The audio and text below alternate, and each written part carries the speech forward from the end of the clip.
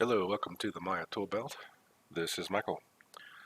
In this video, I thought I would do an official video going over the mirror command. Mirror can be found in the mesh menu right here. Mirror. I do have a video on the channel talking about mirroring geometry in general, and I kind of touched on a lot of the things that the mirror command does, but I thought I would do a official video for the mirror command. So mirror, as you can imagine, will take a selection and mirror it. So let's go ahead and create anything really. I'm just going to move it over here to the side just so we have some space. I'll go mesh, mirror. So right away you'll say, well, that didn't work. So just real quick though, before I say that, I'm going to undo that and go back to my mesh mirror options here. I'm just going to make sure, go edit, reset settings, just make sure everything's reset. Hit apply, and I get the same results. So we know that wasn't the problem. So what's going on here? Why is this not working? I hit apply and we get this little sliver of something, but otherwise everything seems like it just went kaput. So we have lots of options here, but if we close this, we do have, if I mirror again, we do have this little pop-up box here of options that appears as well. So we can play with these settings here and kind of see the result happening on our non-existent sphere. So number one is cut geometry is set to on. If I click that, it'll go to off. And that immediately will fix a lot of the issue. What cut geometry does is essentially geometry that is considered breaking the mirror plane, if you will. It cuts it away, like it kind of pairs it off and kind of removes it. So let's see if I were to turn this back on and start to move this. Here we go. You kind of see how it gets. If I'm moving this mirror over, you can see how it kind of depends on the position of the mirrored object. And this is based on the offset value here. As I move this mirrored sphere, that offset value is changing. So by default it was way over here, but as I move it this direction, you'll see how it splits like this. So this cut geometry on or off, you can, if I press the 4 key for a wireframe, you can kind of see how the inner geometry that are where these two spheres are intersecting gets cut away.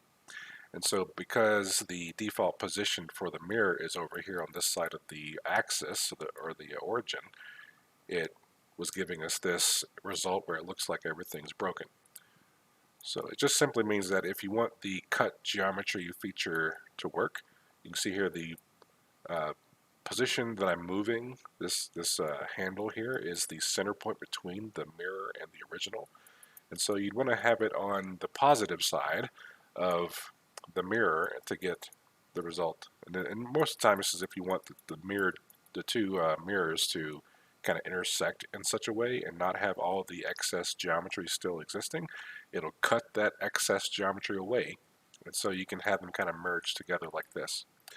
I will say though, if I'm doing something like a car or any other object that I want to have, like here's my left side, like a character, here's my left side, I'm going to mirror it over to the right side, I'll usually turn cut geometry off. Okay, so that way I can move it over here and I'm not getting that removal result. And you can see as they intersect together, press the 4 key, that inside geometry where they intersect is not being cut away either. So cut geometry off is what I do most of the time for this, for kind of this purpose. So cut geometry. And if I go back to the options here under mesh mirror options, you can see that cut geometry is a checkbox there that we would want to turn off ahead of time if we knew that we didn't want it. But this little pop-up box here is pretty helpful for that as well. So there's a lot of settings here, but what I want to do to kind of focus the first half or first part of this video is just kind of the basics of how the mirror command works. So we're going to get back into all these settings and options toward the end. If that's interesting to you, you can stick around and we'll kind of go through all these things. But I want to show you just kind of in general what I feel like is the most likely or most people use this mirror command to do. So okay, let's take this for example. So here I have this kind of a structure of some kind, like a building. And you'll notice on both sides of this centerpiece, we have this kind of a very similar or duplicated awning or roof and side wing here. So let's say I wanted to mirror this. So I'm going to select one of these and I'll just delete it.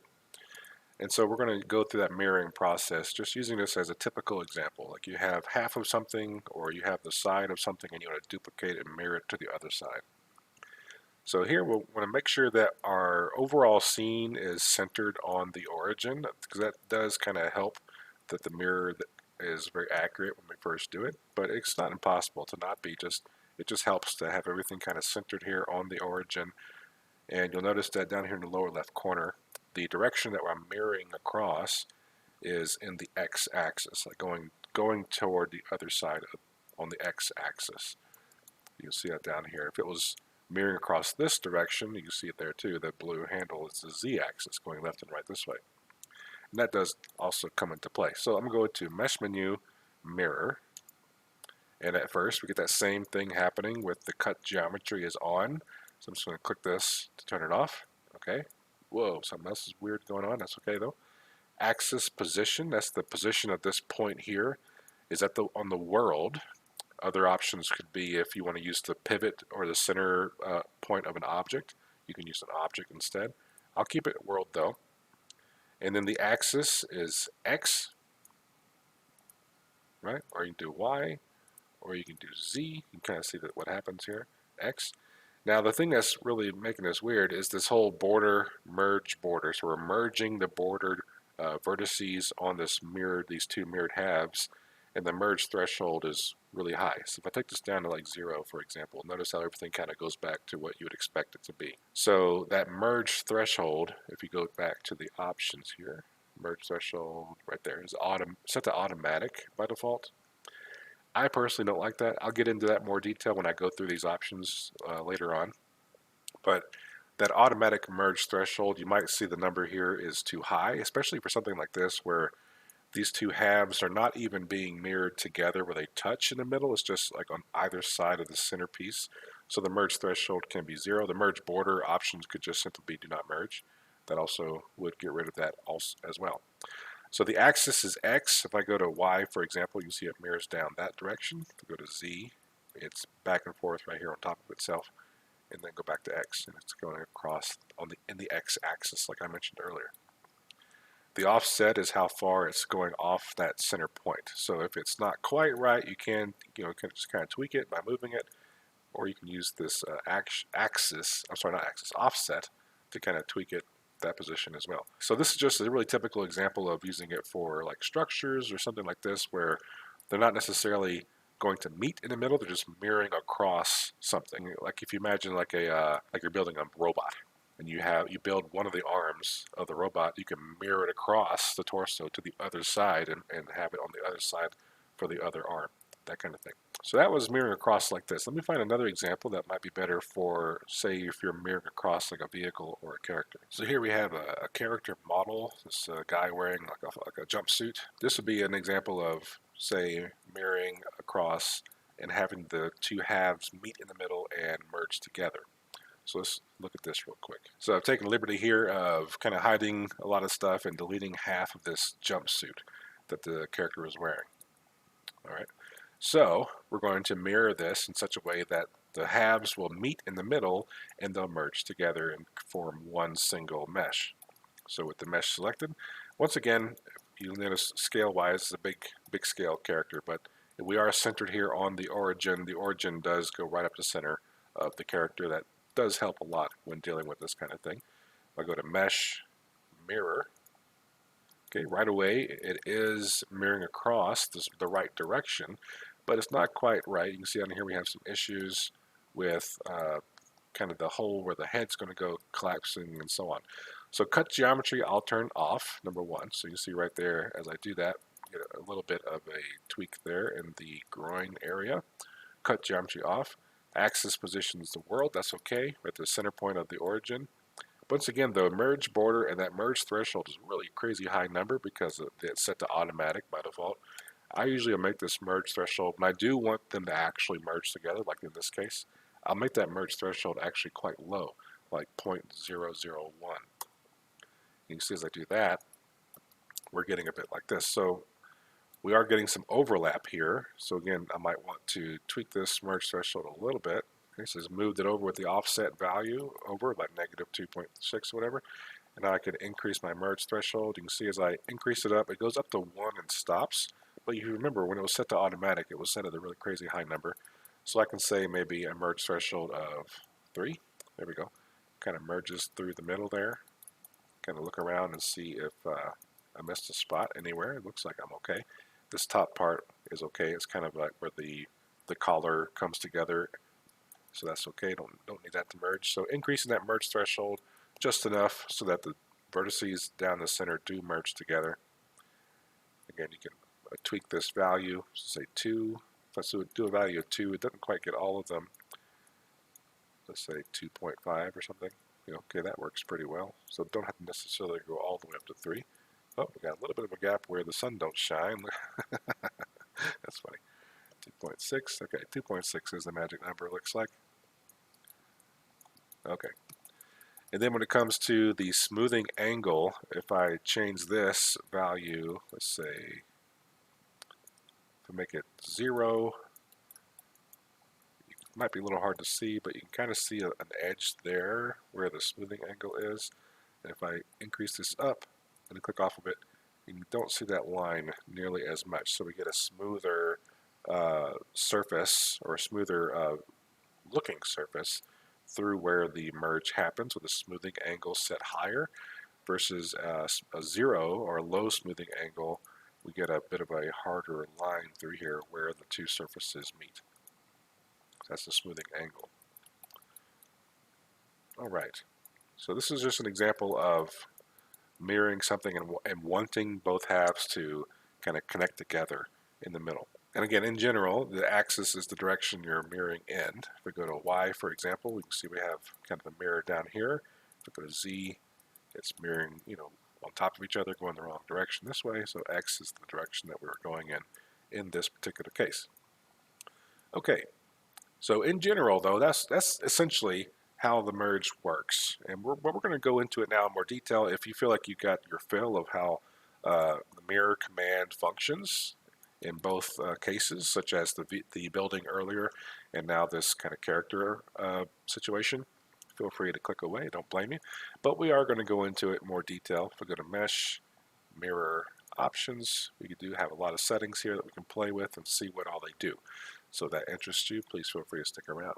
Now that they are all gone, we can get to the fun stuff. Okay, so first of all, cut geometry. I'm actually going to take this back to where I had it before with only half of it being visible. So give me a second. So now I'm back here to where I have half of the model. I did go ahead and tweak those vertices so that they do now line up straight up and down with the axis. So we're not going to get that overlap anymore, which is what I should have done to begin with. When I uncheck cut geometry, we had, like I mentioned earlier, that geometry type become available, whether it be copy, instance, or flip. So first of all, the default setting for this, if you turn off cut geometry, is to be a copy. And so what that simply means is it creates a new object, a new copy or a new duplicate of the original object that's not, somehow connected to the original object's history or anything like that. It's just a new object that just copies the original components of the object that we had to begin with. So a straight up copy. That's typically what I would do. Now an instance, if you're familiar with instancing, and you notice if I choose instance, a lot of these other settings kind of go away. An instance creates an instance of the original. And if you're not sure what the instance is, it's essentially a model that is connected to another. Let me do a really quick rundown of instancing versus copying. So here's just a simple cube. I'm just going to move this over here. And I'm going to go to Edit, Duplicate Special, Options. And here you'll have the same kind of choice here, a copy or an instance. So anytime you duplicate something, you're making a copy. But if you want an instance, you can go here to the Duplicate Special Options and choose an instance. So first of all, let's make a copy. I'll hit Apply, and that makes a second cube. Or Control D is the default shortcut for that. I'll select the original cube again and make an instance and hit Apply and move that cube over here. So now this one's an instance of this one. Okay? So instance versus original versus a copy of the original. Hopefully that makes sense. So the one above is the copy, the one to the right is an instance. So if I were to grab, say, a vertice over here, number one, you'll notice that the instance also highlights its vertice as well. The copy does not. So any change I make to the original geometry, the instance will copy, but the copied one or the duplicated one will not take on that change. So that's what an instance essentially does. The instance is like literally the same object, but it is being displayed over here. Okay, so we have two versions of the same object being displayed in two different places. So you can't, these are pretty much not two objects. They're essentially, I mean, they are. You can see that one's p cubed 1 and one's p cubed 3. Don't get me wrong. They are two different visual objects, and Maya kind of treats them as such here. But when it comes to whatever's going on under the hood of this one's essentially the same object. So everything's connected together with this one. This one, however, is its own separate object, but it's a duplicate of that one. So I could delete this one now, and if I just Control D, and now I have another version of this original cube that's been modified, but now I still continue to modify it further, such as extruding faces and things and tweaking vertices. Again, this copy, the duplicate, is not changing because it's not an instance, but this one over here is. And with the instance itself, if I were to make changes to it, the original one also changes because they're essentially the same. It's just like they're showing the same object in two different places.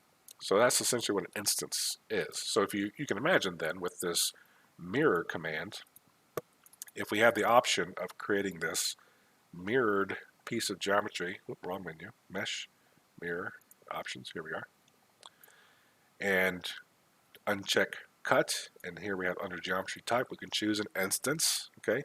All these settings go away because it's going to literally be an instance of the original, and whatever we do to the original one, that's going to happen to this one too. And then we have flip. So flip is going to essentially just take, and you see the difference here between, if I go from copy, this merge settings is available, instance, none of this is available, versus flip, the UV settings become available, but the merge settings don't. Okay, so just different things become available based on which kind of geometry we're choosing. So essentially, a flip is going to create a new copy of the original geometry, and it's equivalent of scaling it -1. Like right now, again, I'm going through a lot of stuff here, so hopefully it makes sense. But if I just Control D, duplicate this object over here, and if I just scale it -1, it kind of flips it over. Now the normals can be reversed and such, but it's essentially the same idea of mirroring it, right? See here, scale X, -1. So by choosing the flip, I'm essentially doing the same thing. See that? It's just flipping it. It's not necessarily mirroring it, right? But it's flipping it. So that's kind of what that means. All right, so we're going to stick mainly with copy. Copy is probably the predominant thing that people do with this, is to create a copy that mirrors over to the other side of the selected piece of geometry. And hopefully that makes sense. If you have any other questions about these three settings, just let me know.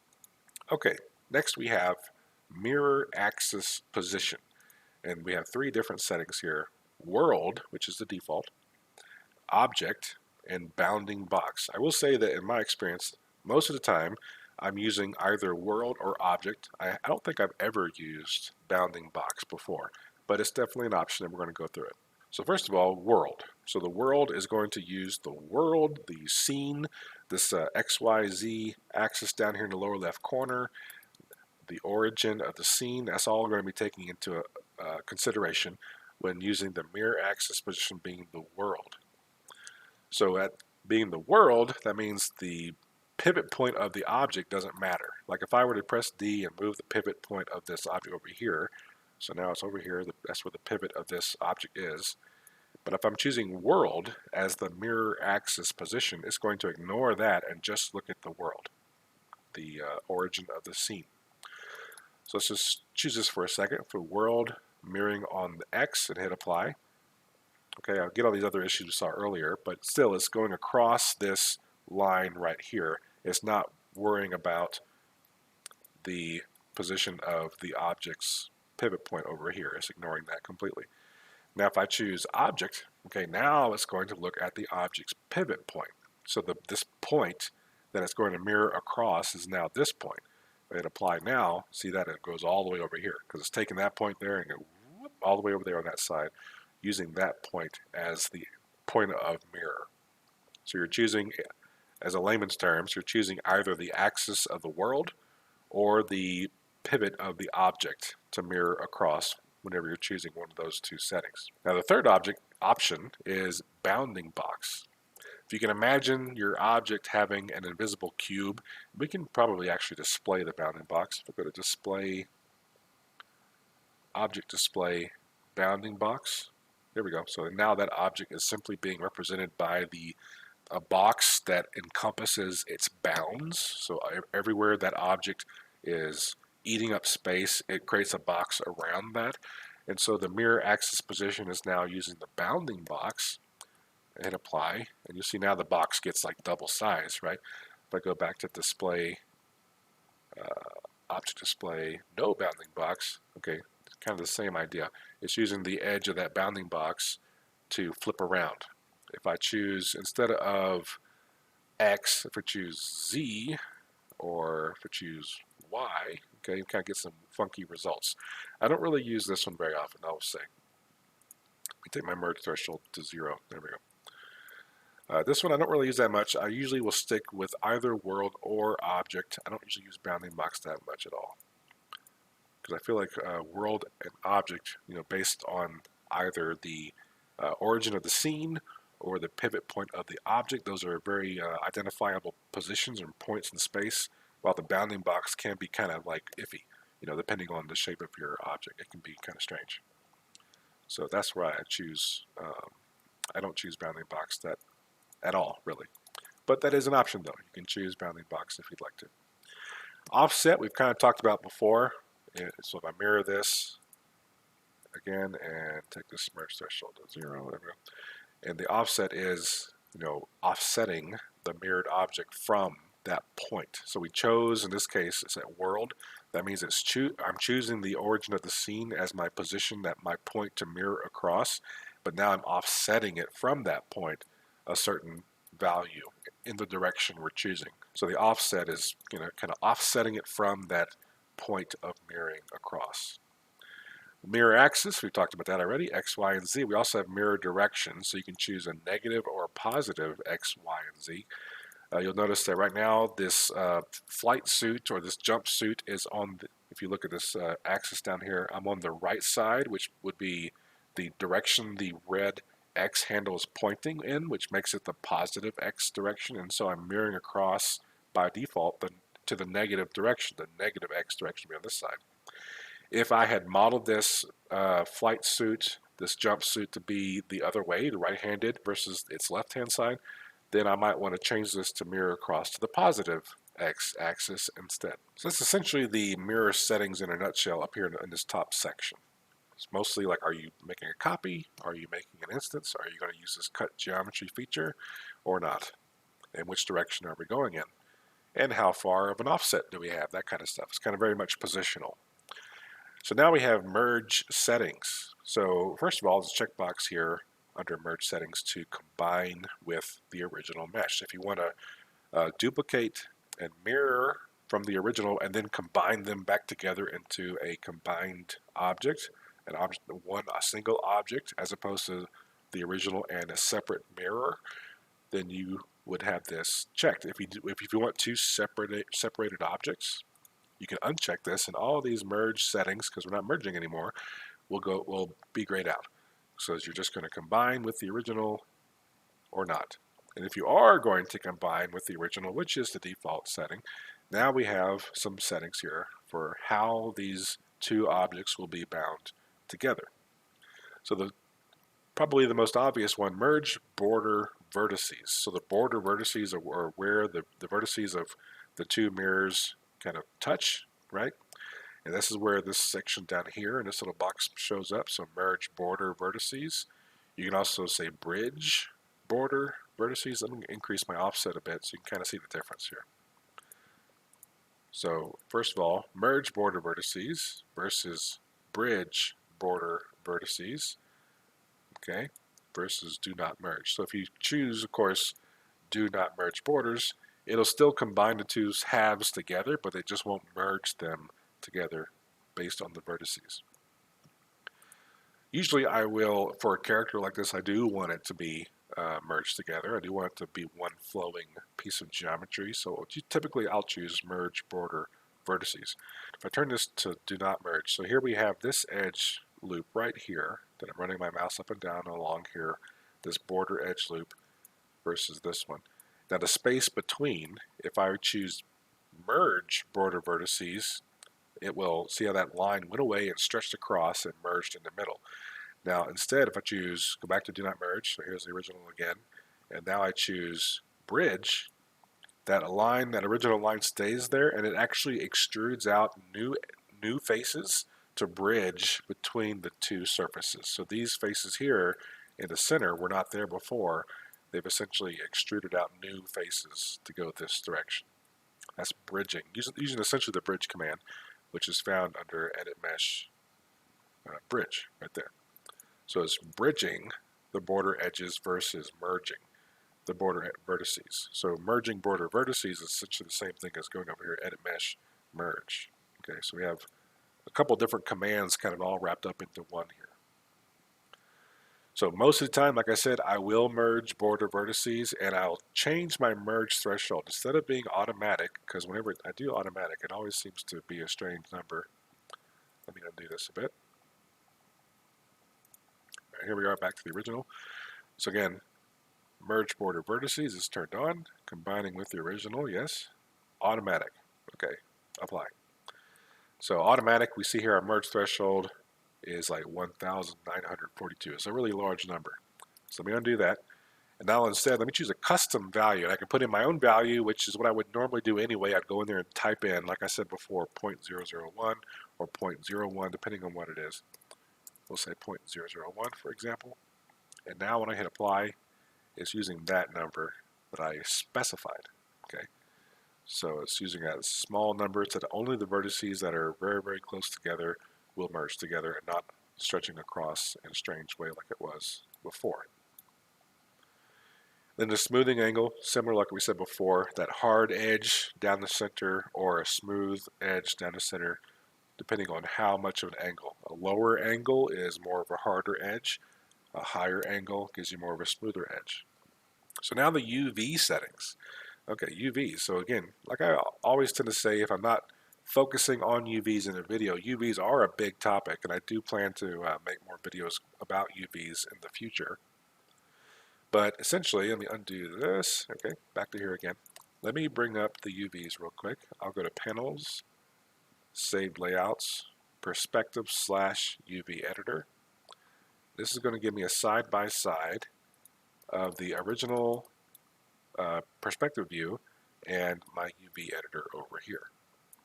Okay, so here you can see the UV shells for this jumpsuit. All right, so we have some settings here. By default, flip UVs is turned off, and then direction, we're not really flipping them, so the direction doesn't really matter. If we're not flipping them, then direction won't matter. Hit apply. You'll see here that if I look at this mesh and this mesh, the UVs are actually duplicated and on top of each other. So there is sharing UV space currently. So now I can choose flip UVs and hit apply. Okay, there we go. You see right away.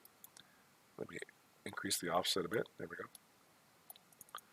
So these UVs over here that are highlighted are the mirrored geometries UVs, and they have been flipped in the UV space as well as in the object.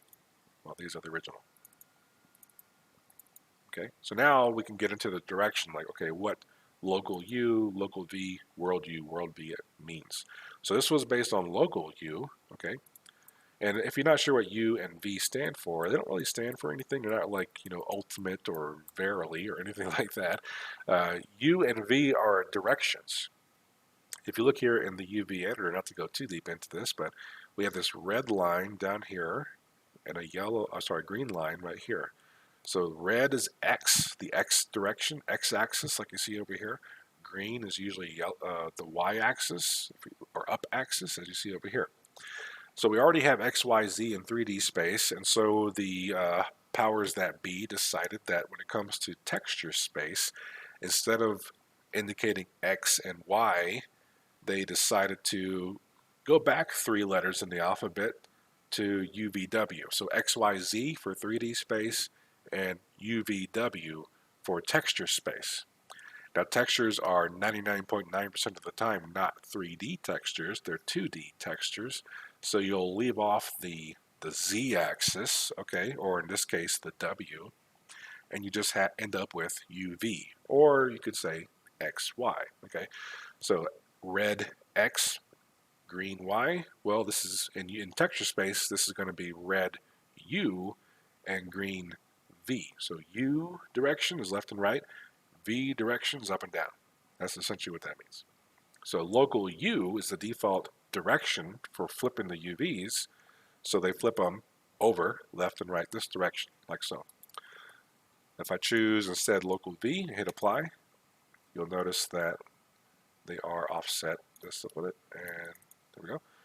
You can see that they've actually flipped up and down that direction. Like this section here corresponds to that section there, flipped in the y-axis, if you will, or in texture space, the v-axis. Okay, so that's what happened there. Now let's look at the difference between local U and local V and world U. So here's world U, apply. Oh, where'd it go? Zoom out. Ah, see that? It went over here to this side of the line right there. So this line is dividing this upper quadrant to this upper left quadrant. It mirrored across that line in the world U axis. And you can imagine what V is going to do. World V, hit apply, and there it is down there. It mirrored it down here to this direction here. Most of the time, usually what I would do when mirroring something is I'll keep it, I will not flip the UVs, because usually I want the texture space to stay put so that the textures that are on this side will also mirror over to that side. That's what's going to happen if you don't flip the UVs. The texture space will be shared. But if you do, though, this is the options that we have here to flip the UVs, like so. All right. I think that's going through everything that I can think of. Let me just do one more real quick one. So I'm just going to select the object. I'll move my pivot point back down here to the origin of the scene, just because I tend to do that. I'll go to Mesh, Mirror, Options. I'm just going to reset settings, Edit, Reset Settings, and Mirror. So all the defaults, so for example, Cut Geometry is back on. I'll turn that off. The position, the axis direction is X. Yep, that's what I want. It's based on the world. That's okay. Merge threshold, 0.001. Tuck that in there. And now that's merged together as well. And that's essentially all I usually do when I mirror an object such as this. Now if I look over here in the channel box, we have all those same settings, axis, axis direction, so on, until we get down here to mirror plane center XYZ, mirror plane rotate XYZ. What's that all about? So if I were to change this mirror plane center, it's essentially offsetting the mirror in a certain direction. If I do Y, it's not really very noticeable. Z, also not very noticeable because we're mirroring across the X axis. If I rotate it, though, you can see that's very noticeable how it rotates the mirror in the X axis versus the Y axis and the Z axis. So that's kind of interesting too. So if you want to mirror this thing but not have it be lined up exactly, you can do something like this. You can have that mirror plane rotate X, Y, or Z change, that kind of thing too. Otherwise, these settings here are essentially the same as what we've gone over before. If I go to the attribute editor, poly mirror 1 tab, if I look for that, again, same idea here, cut geometry on and off, mirror axis position, merge border vertices, all these kinds of things. All that stuff is all essentially what we've seen before. So there's lots of ways of getting to these controls, this little pop-up box here as well, to be able to change how your object is being mirrored. Wow. So can be complex, but hopefully what we've gone over, especially earlier in the video about the more easy examples of how this mirror command works, was useful to you. A lot of settings in here to play with. I definitely recommend Edit, reset settings, and then change this merge threshold from automatic to custom, and choosing a value like this 0.001 and just leaving it like that. And then whatever other changes you do will make more sense, because if you have this set to automatic, it usually spits out this crazy merge threshold value that doesn't really make a lot of sense and causes some weird funkiness to happen. So I usually just keep it here at 0.001 or so, and you can adjust it from there. But I feel like this is a good kind of a default setting to have on for yourself when you're dealing with this command. All right, I think that's it. If I missed anything, feel free to comment below. I'll be happy to respond if you have any questions as well. If you have any suggestions for future topics to go over, definitely let me know. I'm happy to take suggestions and prioritize certain things over others depending on what my viewers would like to see.